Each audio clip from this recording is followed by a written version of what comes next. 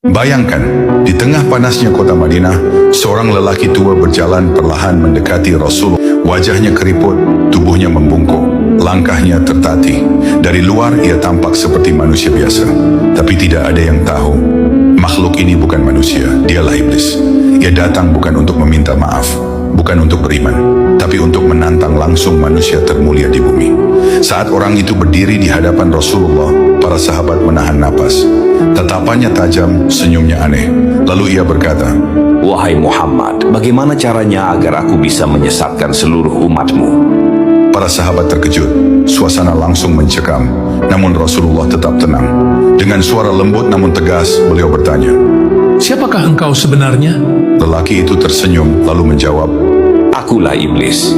Langit seakan diam, angin seolah berhenti berhembus. Namun Rasulullah tidak gentar sedikit pun. Beliau tidak mengusirnya, tidak marah, tidak panik.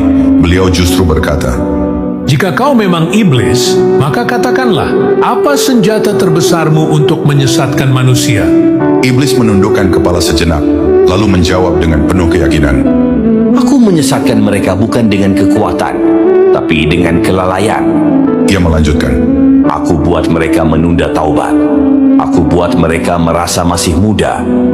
Aku buat mereka berkata, nanti saja, masih ada waktu. Dan yang paling aku sukai adalah ketika mereka sibuk dengan dunia, sampai lupa pada akhirat." Mendengar itu, Rasulullah tertunduk sejenak. Lalu beliau bersabda, "Celakalah manusia yang tertipu olehmu, padahal maut lebih dekat daripada urat lehernya." Iblis tertawa kecil lalu berkata, Dan yang paling mudah aku sesatkan adalah mereka yang merasa dirinya sudah baik. Kalimat itu menghantam hati para sahabat. Setelah berkata demikian, iblis itu pun pergi, meninggalkan peringatan paling berbahaya bagi manusia hingga akhir zaman. Dari kisah ini kita belajar, iblis tidak selalu datang membawa dosa besar. Kadang ia hanya datang membawa satu kata sederhana, nanti.